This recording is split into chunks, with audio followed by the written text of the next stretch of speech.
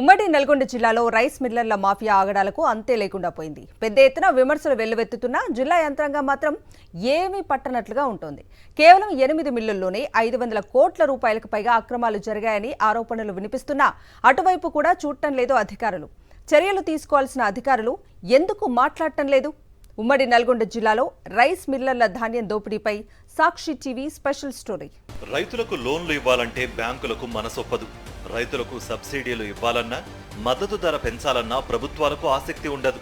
కానీ ఆ రైతన్న పండించిన పంటను మాత్రం దోపిడీదారులకు ఎలాంటి షూరిటీ లేకుండా దోచుకుని దాచుకోవడానికి కట్టబెడుతూ వాళ్లు 100 కోట్లు కూడబెట్టుకునేందుకు మాత్రం సహకరిస్తున్నారా అంటే వరుసగా వెలుగులోకి వస్తున్న ఘటనలు అవుననే సమాధానం చెప్తున్నాయి.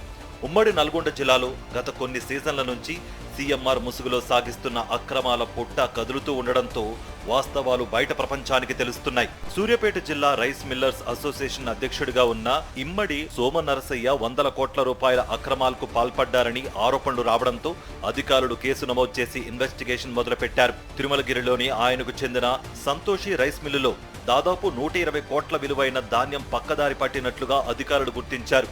వీటితో పాటు మరో 8 మిల్లుల నుంచి కూడా ధాన్యం పక్కదారి పట్టినట్లుగా అధికారుల తనిఖీల్లో తేలింది.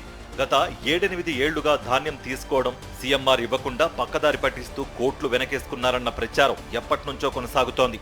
ఈ అక్రమాల విలువ 7-8 వేల కోట్లు ఉంటుందనే ఆరోపణలు సైతం ఉన్నాయి. దీనికి తాజాగా 8 మిల్లులు చేసిన 515 కోట్ల అవకతవకలై సాక్ష్యంగా నిలుస్తున్నాయి. బియ్యంలో జరుగుతున్న అక్రమాలని మీద సమగ్ర దర్యాప్తు జరపాలని మేము డిమాండ్ చేస్తున్నాము. ఎందుకంటే గత సంవత్సరం పెండింగ్లో ఉంటుంది. వీళ్ళు నిర్ణయించిన టార్గెట్లు కూడా మిల్లర్లు పూర్తి చేయట్లేదు. మిల్లర్లు పూర్తి చేయకపోవడంతో మిల్లర్ల మీద ఏ రకమైన యాక్షన్ తీసుకుందో ప్రభుత్వం ప్రకటించడం లేదు. కొన్ని మిల్లుల్ని బ్లాక్లో పెడుతున్నారు. బ్లాక్లో పెట్టిన మిల్లులు కూడా ఎందుకు వాళ్ళకి శిక్ష ఎందుకు వేయట్లేదు, ఈ సీఎంఆర్ రైస్ ఎందుకు రికవర్ చేయట్లేదు అనేది మీద సీరియస్గా ప్రభుత్వం ఎందుకు కఠినంగా ఉండట్లేదో ప్రభుత్వమే స్పష్టంగా చెప్పాలి. సీఎంఆర్ అక్రమాలపై కేసులు నమోదు చేసి వదిలేయవద్దని, రెవెన్యూ రికవరీ యాక్ట్ ప్రకారం ఆస్తులను జప్తు చేయాలని అన్ని వర్గాల నుంచి డిమాండ్లు వినిపిస్తున్నాయి. కేసులు పెట్టి జైలుకు పంపిస్తే బెయిల్ తెచ్చుకుని మరీ దర్జాగా బయట తిరుగుతున్నారని అన్నదాతలు వాపోతున్నారు. మరి 100 కోట్ల ధాన్యాన్ని పక్కదారి మళ్లించి యొక్క సీఎంఆర్కి సంబంధించి అవకతవకలు జరుగుతూ ఉంటే మరి ప్రభుత్వాలు ఎక్కడికి పోయినాయి, వ్యవస్థలు ఎక్కడికి పోయినాయి అని చెప్పి చాలా బాధ కలుగుతూ ఉన్నది. మరి ఉమ్మడి నల్గొండ జిల్లాలో 50-60 మిల్లుల్లో ఇట్లాంటి అవకతవకలకి ఈ యొక్క మిల్లర్లు పాల్పడతారన్న విషయము మన ముందుకి వచ్చింది. కాబట్టి మరి మేము డిమాండ్ చేస్తూ ఉన్నాము, వారి మీద ఈ యొక్క మిల్లర్ల మీద ఆర్ఆర్ యాక్ట్ని ప్రయోగం చేసి, ఆర్ఆర్ యాక్ట్ని ఉపయోగించి ఈ మిల్లుల్ని సీజ్ చేసి వారి ఆస్తులని జప్తు చేసుకొని మరి వారి మీద సివియర్ యాక్షన్ తీసుకోవాలని చెప్పి ఈరోజు భారతీయ జనతా పార్టీ డిమాండ్ చేస్తూ ఉన్నది.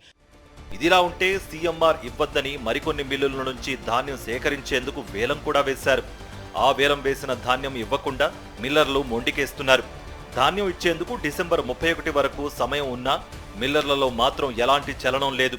ప్రస్తుతం ప్రభుత్వం మనకు డిసెంబర్ 31 వరకు సమయం ఇచ్చింది. కావున అంతలోపల ఏదైనా మిల్లరు మనకు ధాన్యం ఇవ్వలేకపోతే